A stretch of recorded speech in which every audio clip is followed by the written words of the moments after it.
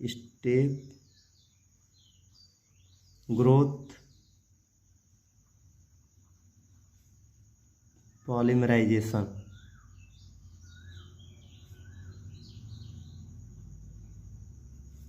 ठीक है,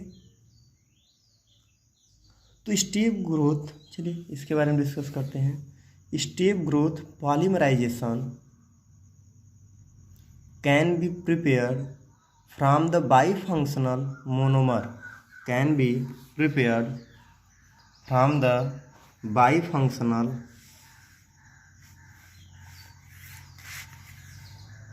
मोनोमर। ठीक है, for example ethylene terephthalate, ethylene टेरेफैप्थलेट।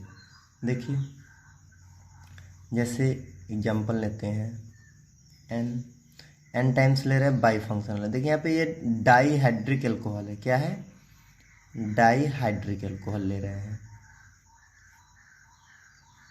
हो गया, ये डाईहाइड्रिक एल्कोहल है, रिएक्ट विथ डाईओइक एसिड। ठीक, तो ये बेंजील डाईओइक एसिड हो गया। ओके बच्चों, ठीक, अब इसको हम फॉरवर्ड रिएक्शन देते हैं। आगे क्या बनेगा, यह बनाएगा H बाहर कर दिया, रिमूव कर दीजिए, यह बना OCH2। अब देखिए यहाँ से, यह यहाँ से और यहाँ का OH, ये इनको हम बाहर रखते हैं, यह यहाँ का OH। अब इसका हम मैकेनिज्म दर्शाते हैं, चलिए इसको ऐसे देख लेते हैं, OCO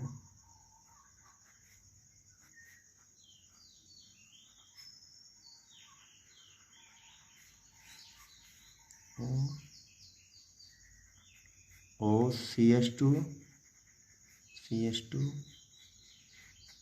O एन टाइम्स। यह क्या प्राप्त हुआ, एथिलीन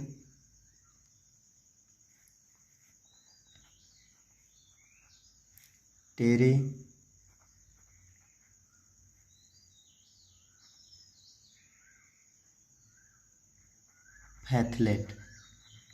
ठीक है, चलिए इसका मैचिंग हम लोग देखते हैं। ठीक है, तो कैसे करते हैं मैकेनिज्म, देखिए कि सबसे पहले हम डाईओइक एसिड लेते हैं 1 टाइम्स। अब यहाँ पे 2 टाइम्स n टाइम्स लेने की जरूरत नहीं है अभी। CH2OH प्लस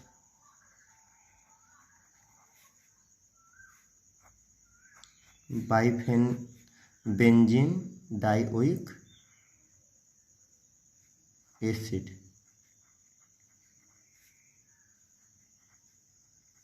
हुआ, जब ये होगा रिएक्ट करेगा तो यहाँ से वाटर मॉलिक्यूल क्या होंगे, बाहर हो जाएंगे।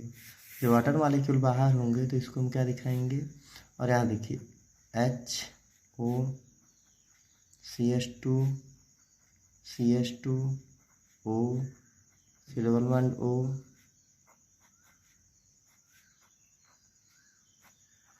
C11OOH।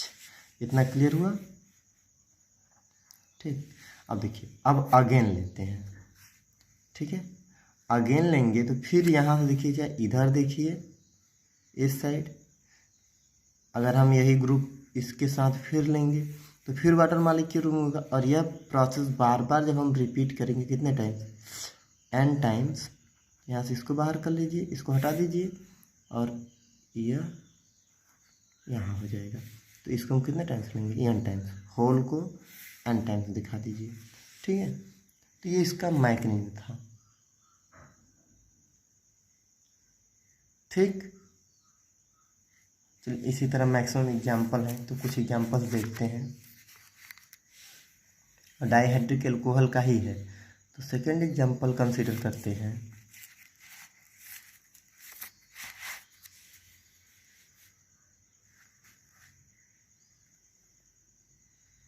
NHO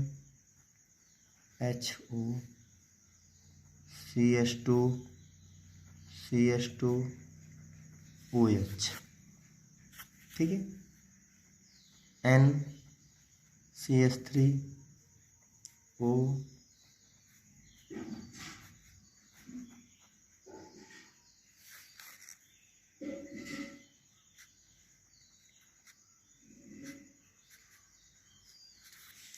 ठीक है।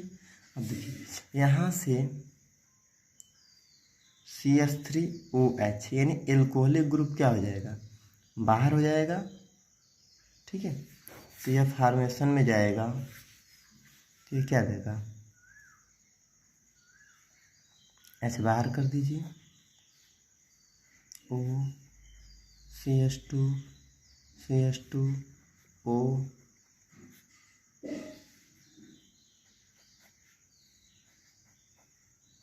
हुआ, ठीक। और इसका इधर भी वही प्रोसेस, O करके छोड़ दीजिए, या बाहर OH3 लगा दीजिए, या हम उसके ऐसे देखिए छोड़ देते हैं, पॉलीमर बन रहा है। और इधर क्या बनेगा, 2N-1 CH3OH, यानी हमेशा जितना N टाइम्स ले रहे हैं उसके दूने से एक कम क्या निकलेगा,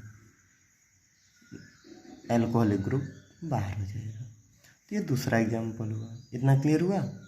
चलिए नेक्स्ट एग्जाम्पल है C, NHO CH2OH, ठीक है। अब इसको कितना लेंगे, NCl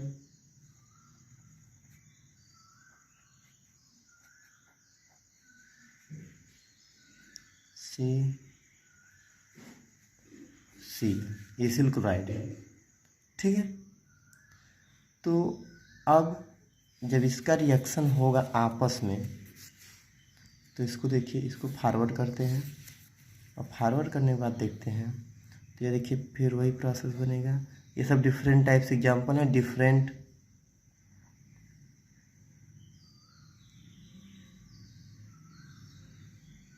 ग्रुप के साथ, ठीक है। O CH2 देखिए यहाँ से ये और ये बाहर निकल जाएंगे, ठीक।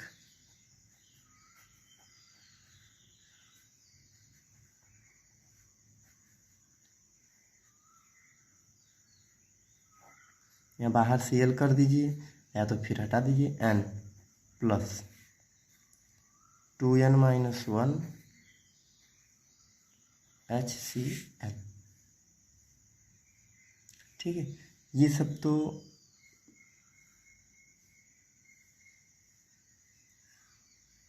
एग्जाम्पल थे स्टेप ग्रोथ पॉलीमराइजेशन के, इतना क्लियर हुआ, ठीक। एक हम डाइहाइड्रिक अल्कोहल को चेंज करके देखते हैं, और वो है NCH3O CH2O CH3, ठीक है, प्लस और N times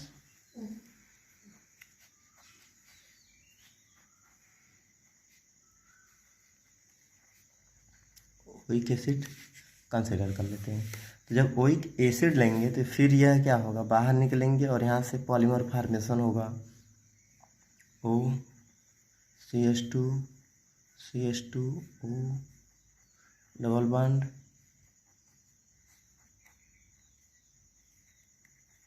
double bond O,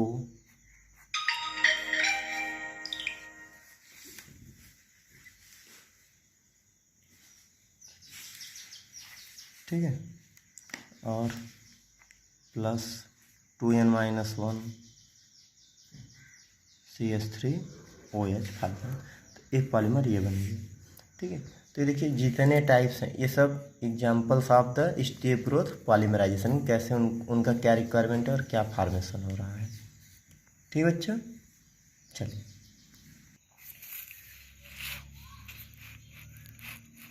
ठीक है बच्चों, चलिए आगे। इसमें कुछ सेटिस्फैक्टरी पार्ट हैं स्टेप ग्रोथ के। जैसे number first, the monomer should be pure, यानी जो इसमें मोनोमर होते हैं वह क्या होते हैं, ऑलवेज प्योर फॉर्म में होते हैं। यानी monomer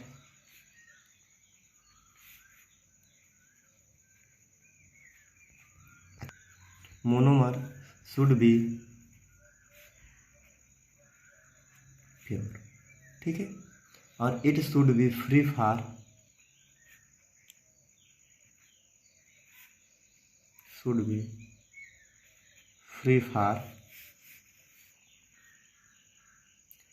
deleterious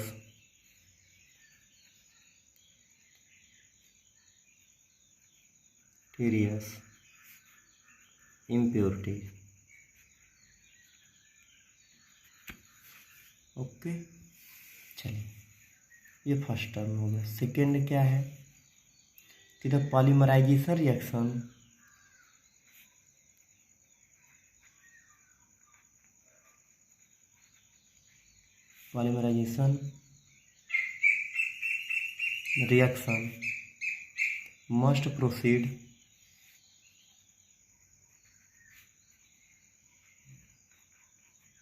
must proceed at fast rate। Okay, third है it must B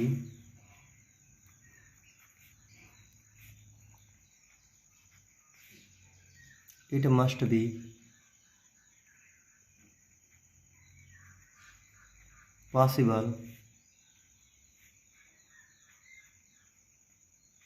to control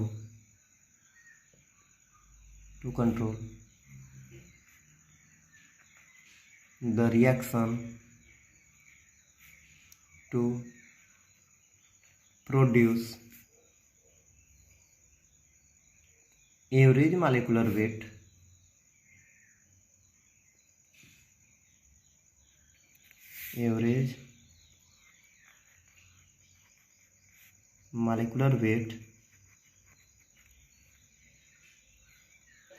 and molecular weight distribution and molecular weight distribution, ठीक है। नेक्स्ट क्या है, it must be possible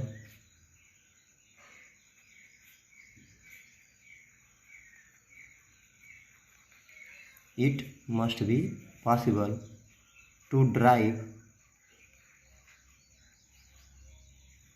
the process almost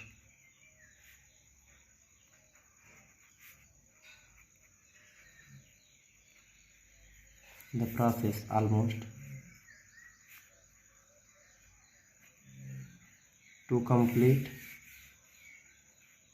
reaction of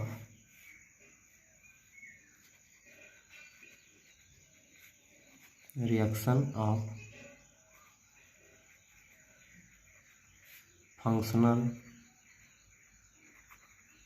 groups, ठीक है। ये satisfactory step थे of step growth polymerisation के, 4 स्टेप थे, ठीक है। अब हम लोग बात करते हैं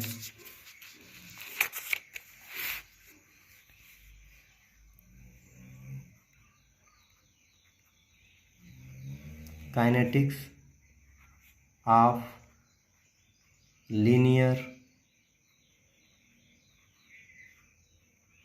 कंडेंसेशन पॉलीमराइजेशन, ठीक है। लीनियर कंडेंसेशन ऑफ पॉलीमराइजेशन, ठीक है। तो इसमें कोई भी बायोमॉलिक्यूलर रिएक्शन को हम क्या करते हैं, सपोज करते हैं। तो चलिए 2 रिएक्शन लेते हैं। पहला रिएक्शन है, अभी जैसे ले रहे थे CH2 प्लस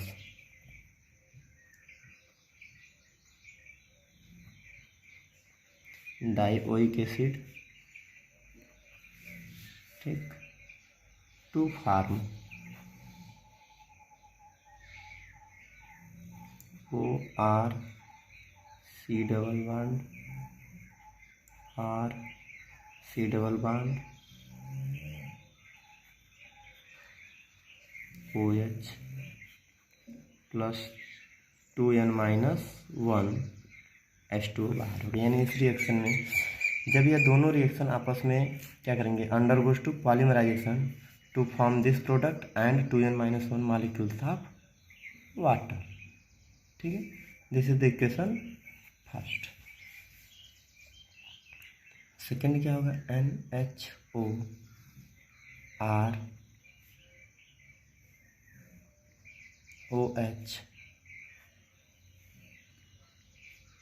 यह फॉर्मेशन होगा ORN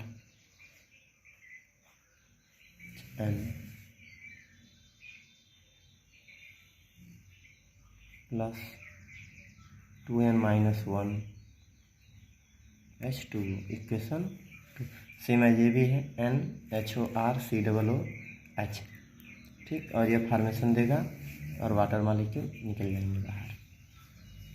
अब क्या है, we know that the reaction between two functional group above in this, यानी एल्कोहलिक ग्रुप भी है और COOH ग्रुप भी है, ठीक है, is independent of the chain length of molecule attached to functional group except in the initial stage of the reaction. तो thus the reaction given in equation first and second, the reaction given in equation first and second may be represented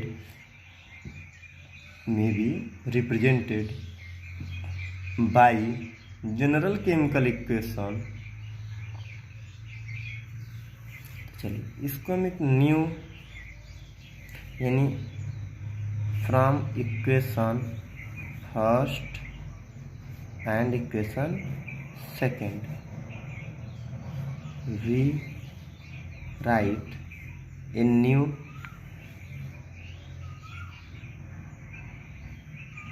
chemical reaction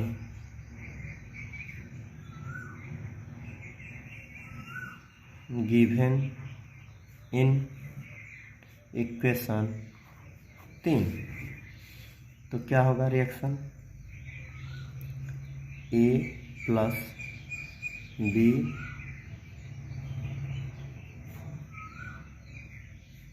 plus catalyst, और यह बनाएगा AB plus catalyst. क्या बनाया, AB plus catalyst. यह equation हो गया third. चलो जब इक्वेशन थर्ड हो गया तो अब इक्वेशन थर्ड को या इक्वेशन द काइनेटिक्स ऑफ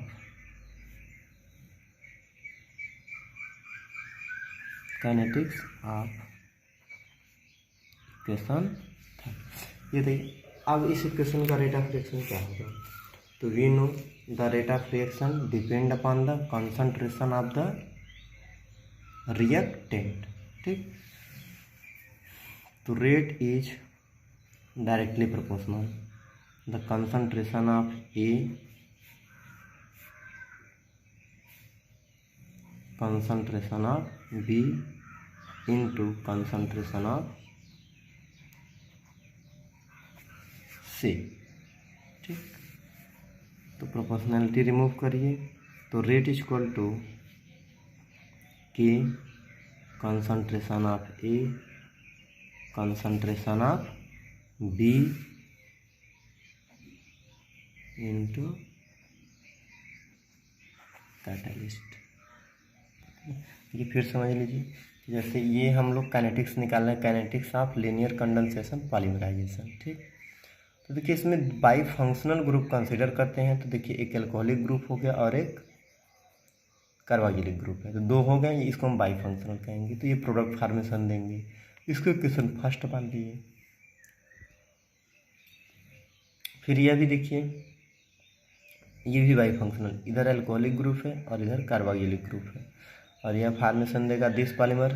और ये देखिए 1 टाइप्स मोनोमर एग्जिस्ट कर रहा है, इसमें 2 टाइप्स मोनोमर एग्जिस्ट किया, इसमें 1 टाइप्स मोनोमर एग्जिस्ट कर रहा है। फार्मेशन दिया और 2n-1 मॉलिक्यूल बाहर निकल गया, वाटर। ये क्वेश्चन फर्स्ट और सेकंड है, इसको भी राइट न्यू केमिकल रिएक्शन। इसको हम एक न्यू केमिकल रिएक्शन से नोट करते हैं, जो इक्वेशन 3 के द्वारा रिप्रेजेंट हम करेंगे, और वह है AB यानी A+B प्लस कैटालिस्ट। ठीक है, तो ये फार्मेशन क्या देगा, ए और बी कैटालिस्ट के ऊपर प्रेजेंस में कंबाइन हो जाएंगे, तो ए भी कंबाइन हो गया, और ये देखिए पॉलीमर के रूप में हुआ, इधर भी और इधर भी, इस तरह इसको ऐसे कर पॉलीमर के रूप में, प्लस कैटालिस्ट बाहर निकल गया। ठीक है, तो अब इसके बाद हम इक्वेशन 3 का रेट निकालते हैं, यानी रेट ऑफ रिएक्शन निकालते हैं। तो जब रेट ऑफ रिएक्शन निकालेंगे तो रेट ऑफ रिएक्शन क्या होता है,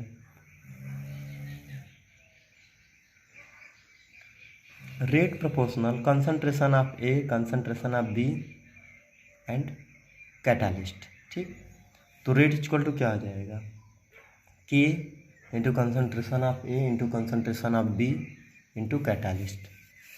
ठीक है, चलिए अब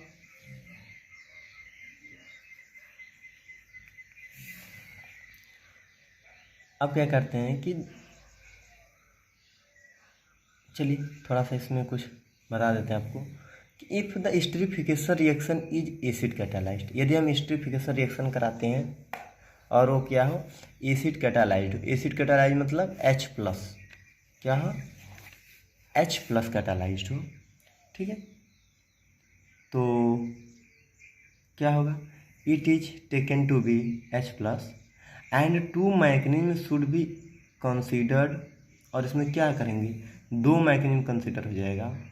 since H+ ion can be supplied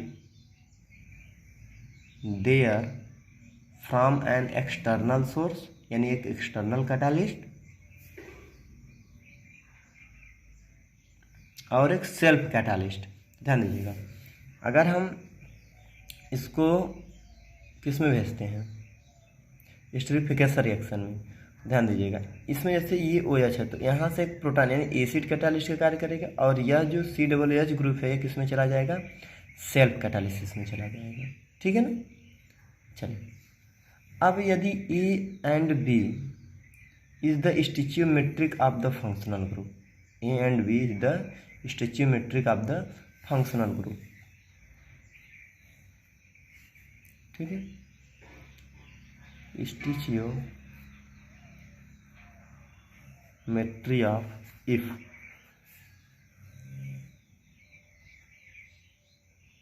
functional group A and B assumed, इसका मतलब क्या हो जाएगा, दैट इज, यदि दोनों फंक्शनल ग्रुप को क्या कर लें, एज्यूम कर लें, या सॉरी स्टिचियोमेट्रिक फंक्शनल ग्रुप है, तो यह क्या हो जाएंगे, यह हो जाएगा concentration of A equal to concentration of B equal to sorry and इसको हम कहेंगे A equal to B. Okay, तो द रेट ऑफ काइनेटिक्स क्या हो जाएगा, then the rate of kinetics the rate of kinetics equation, इसको 3 मान लेते हैं, इसको मान लेते हैं हम 4 इक्वेशन। ठीक, ऊपर वाले में इक्वेशन इसको क्या मान लेते हैं 4। तो इक्वेशन 4 में बी रिटेन एज, तो इसको हम क्या लिखेंगे, rate equal to minus D A upon D T. ठीक है, तो अब क्या होगा कि H प्लस, अब ध्यान दीजिएगा A इंटू, चूँकि A बराबर B है तो कंसंट्रेशन ऑफ A और कंसंट्रेशन ऑफ B क्या हो जाएगा, A इंटू ए, तो मिल जाएगा हमको A स्क्वायर या B स्क्वायर, दोनों के रूप में लिख सकते हैं, चाहे A के स्क्वायर के रूप में लिखे चाहे B के स्क्वायर के रूप में लिखे। ये हो जाएगा इक्वेशन 5। इतना क्लियर हुआ। या इसको हम इस तरह लिखें, rate equal to k concentration of H plus into A का स्क्वायर, इसको इक्वेशन 5 मानते हैं। ठीक है, इतना क्लियर हुआ। चलिए ठीक है, देखते हैं आगे। चलिए अब यहाँ से इसको इक्वेशन क्या मान लिया, चलिए यहाँ पे लिख देते हैं इक्वेशन रेट इक्वल टू के H प्लस ए स्क्वायर, इस तरह लिख देते हैं। ठीक है, इक्वेशन क्या हो गया 5 हो गया। चल ठीक है, चलिए यहाँ पे थोड़ा सा ये जो बैक साइड में था इसको हम इम्प्रूव कर ले, कंसंट्रेशन साथ में। ठीक, चलिए अब इक्वेशन 5 ले लिए हैं इसको। अब करते क्या है, it is also possible the loss of acid group of A, यानी loss of acid group of A. ठीक है, acid group of A that is by titration with base, by example में by titration with base to estimate the concentration of carboxylic acid present initially and at some time t, and hence determine the degree of polymerization, and hence determine degree of polymerization। Okay, तो degree of polymerization को हम represent करते हैं capital X suffix में n whole bar, यानी capital X bar n, and make an estimate the number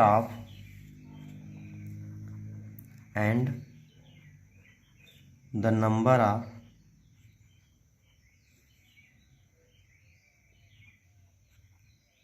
ये भी are a जी एवरेज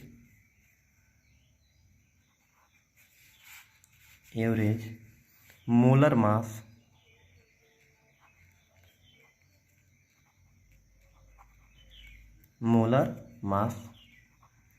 m बार n। ठीक है, तो ये एक रिलेशन देता है x bar n equal to N0/T, NT initial time. Equation ये हो गया आपका 6।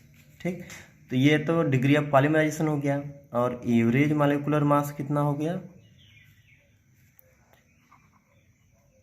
जी initial molecular average molecular mass या मोलर मास, और डिग्री ऑफ पॉलीमराइजेशन। इक्वेशन क्या हो गया 7 हो गया। ठीक, तो यहाँ पे हम रिप्रेजेंट कर देते हैं कि सब है क्या, where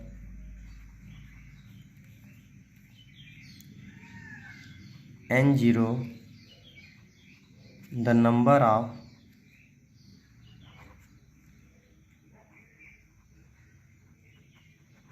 carboxylic groups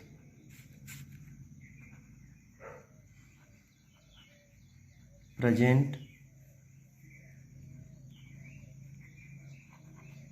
initially and is equal to the number of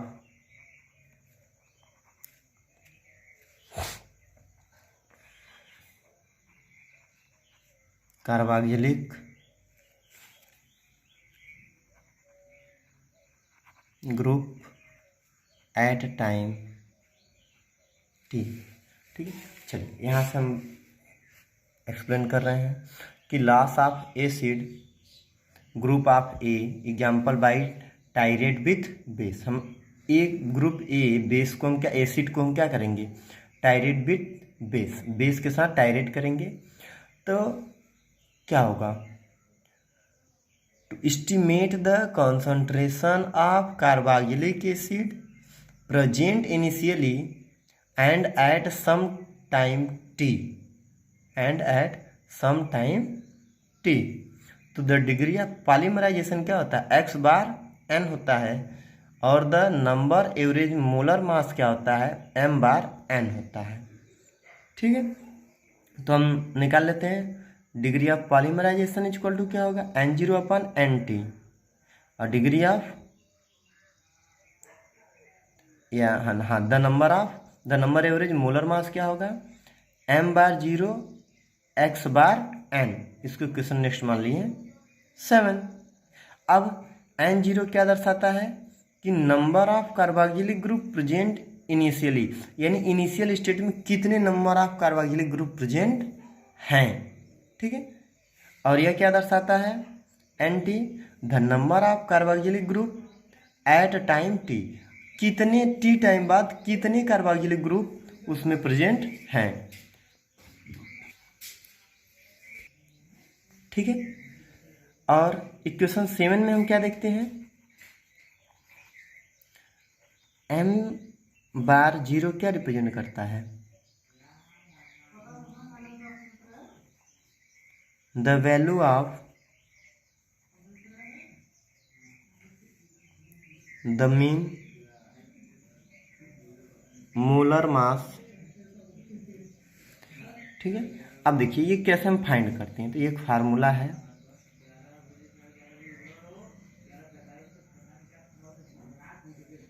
molar mass equal to molar mass of the repeated unit. ये फार्मूला है, ये हम बार 0 को फाइंड करने के लिए, molar mass of the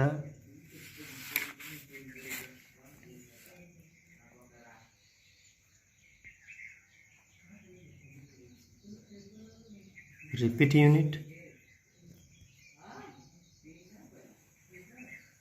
upon number of monomer, number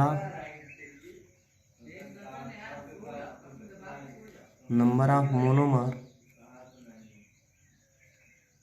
units in the repeat unit, या इसको हम किससे दर्शा सकते हैं, M bar.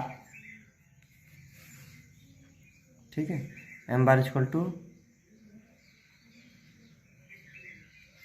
Molar mass of repeat unit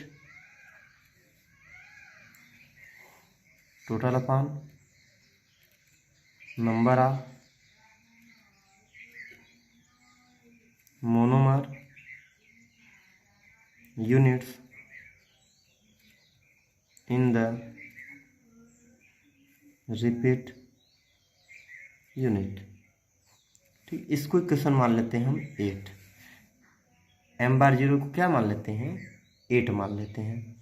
अब क्या है कि अब हम आल्सो एज्यूम करते हैं, ठीक है, कि equal number of the functional group A and B, stoichiometric, जो अभी हम ऊपर दिखाए थे कि जो A concentration of A equal to concentration of B and A बराबर बी।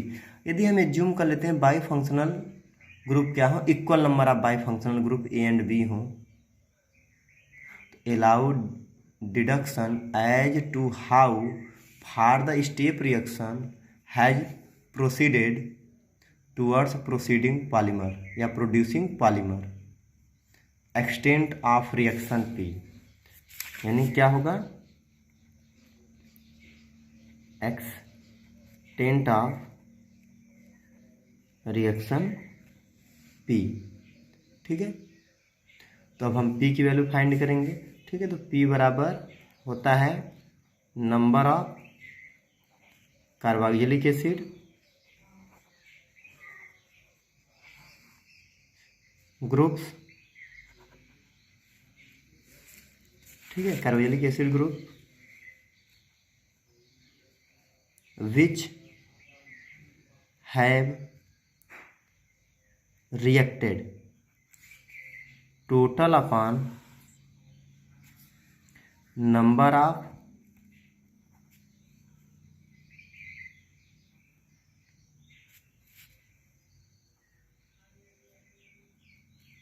carboxylic acid groups